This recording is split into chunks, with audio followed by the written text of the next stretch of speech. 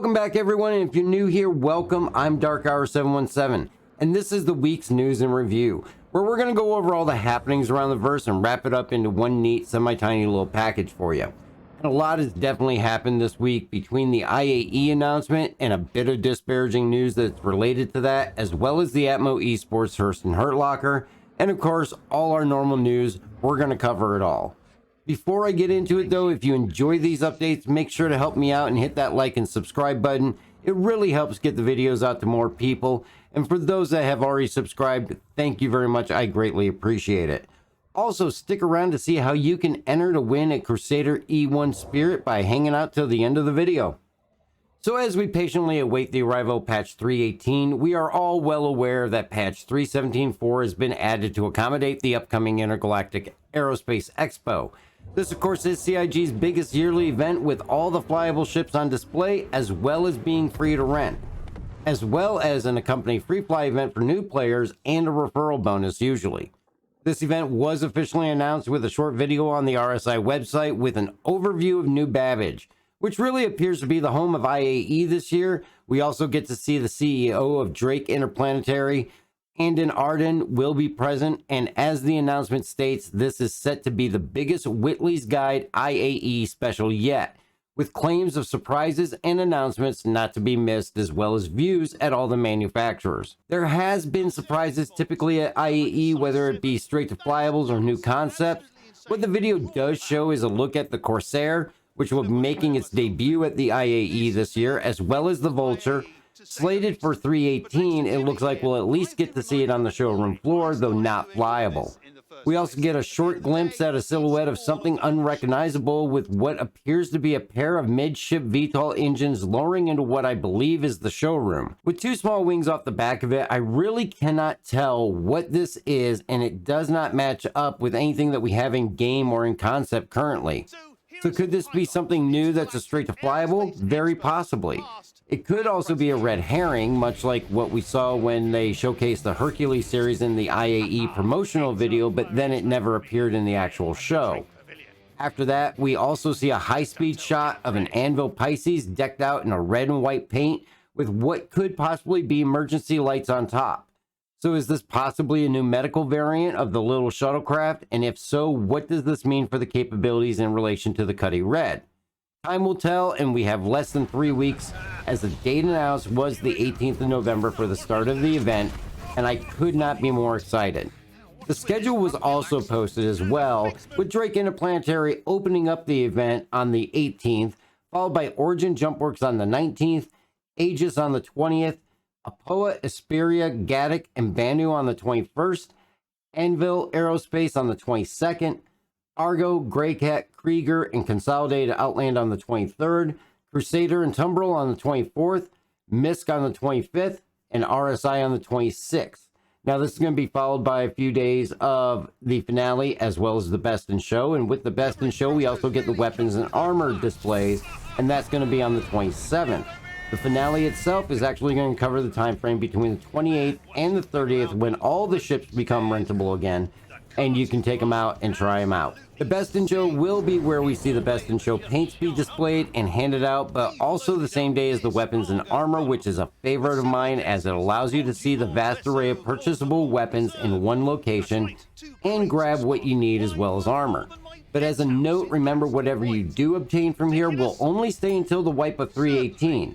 The other great thing, of course, is the ability to fly any in-game flyable ship you like during this time simply by renting it at the show. A chance to truly try and buy, whether it be through an in-game purchase or a pledge. Just remember, any new straight to flyables will not be available in-game until usually 90 days from its release. I will say the announcement was exciting, though comes with a very huge question as we reach the end of the video. Typically in these announcements we see Jax McCleary, the host of Whitley's Guide, showing off some of the things to expect. Not in this video though, as he was completely absent until the very end when we see an in memoriam card for Jax. As those who were part of last year's IAE, we know Jax had reached a roadblock in his creativity and took off in the Odyssey for the Pyro system to clear his thoughts and in some ways find himself again. This is apparently a sign though that Jax never made it back. He had stated he would see us at this year's IAE, so what happened? There is speculation in regard to this, of course. Theories run the entire gambit from the characters being retired, or will they carry this on until the finale when Jax will make a triumphant return, all the way to this could be a basis for the investigative missions that we'll see in the near future, making it to be where you have to discover what happened to Jax. There really is no telling what direction this will go. My bet is on a glorious return during the finale myself, but that is just my opinion. And what of Jimmy? Will we see a quiet, shaded helmet NPC kid sitting on a bench at the IAE sobbing his eyes out into his hands for the duration of the entire show?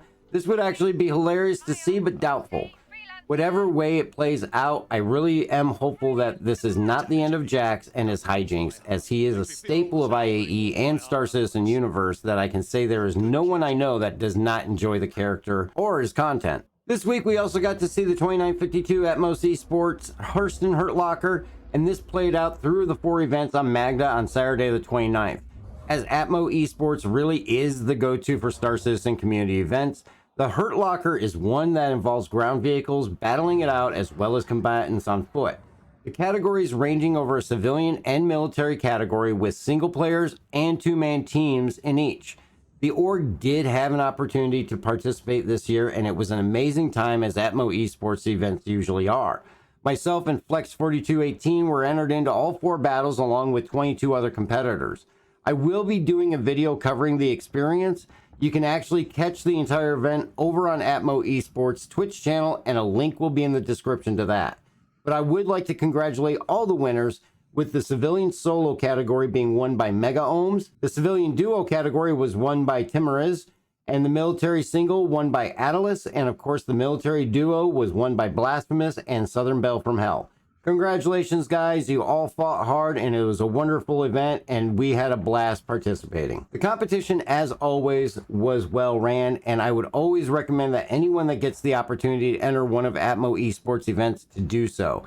And I say thanks to the entire staff at Atmo Esports for all their hard work and effort to bring the event together. Currently, we are seeing, of course, the dynamic events continue through the daily rotation between the Ninetales Lockdown and Jumptown. I'll have a link in the description to the remaining schedule for the 2 events.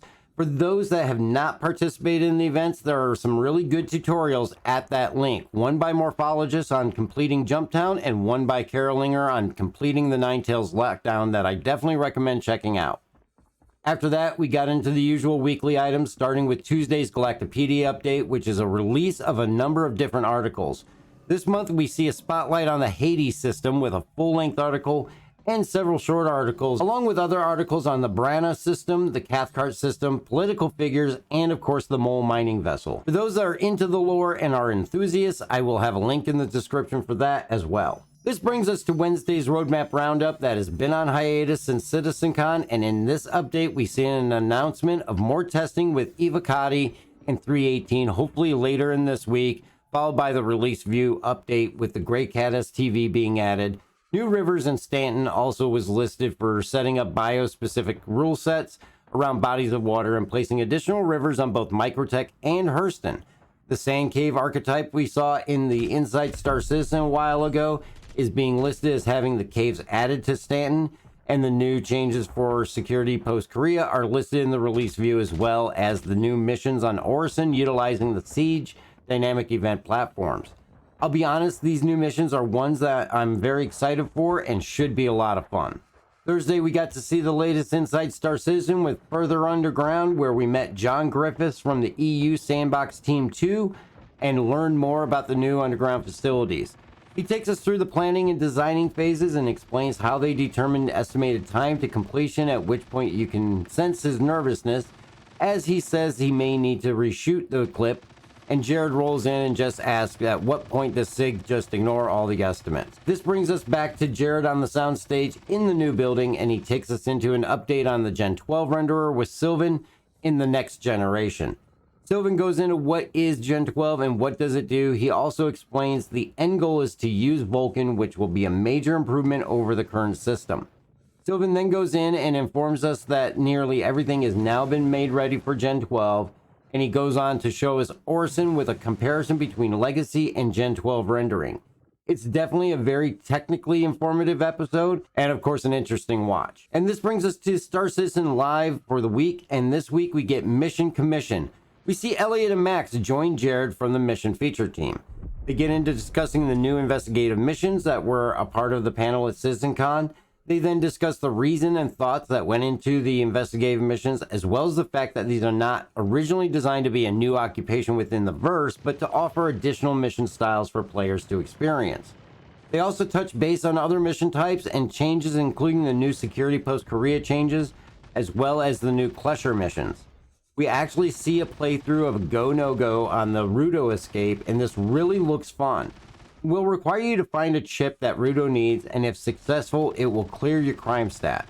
After finding the chip, we see the player completely escape and grab the Ursa to proceed to a new area close to Klesher where you can place the chip in a down satellite.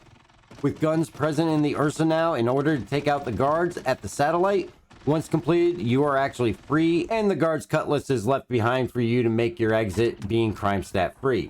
Other big quality of life improvements we hear about is the ASOPs at Platinum Bays will now only show you the ships that can be spawned at these locations, and Barton Flats, which is the nearest outpost to Klesher, will now have an ASOP terminal to spawn ships in. After that, we get to see Jared have a conversation with John Griffiths to round out the show due to other guests that they had scheduled were unable to make it in due to illness. And this really completes the week's news, and I hope you found it informative. Let me know what you think. Leave a comment. What are your thoughts on IAE and what we saw in the preview? Also, get your entry in for October's giveaway of the Crusader E1 Spirit with LTI. Just subscribe here and leave a comment on any video. The winner's going to be drawn on November 1st. You can also get an extra entry by heading to Twitch and follow over there where you can catch our stream every Tuesday and Sunday at 7 p.m. Eastern Time. You can also catch the stream here on YouTube at 7 p.m. Eastern Time on Thursdays. And if you'd like to help support the channel, check out the merch store or just hit that join button above for a membership for as low as 99 cents. I appreciate everybody checking out the video, and please be safe out there, and we will catch you in the verse.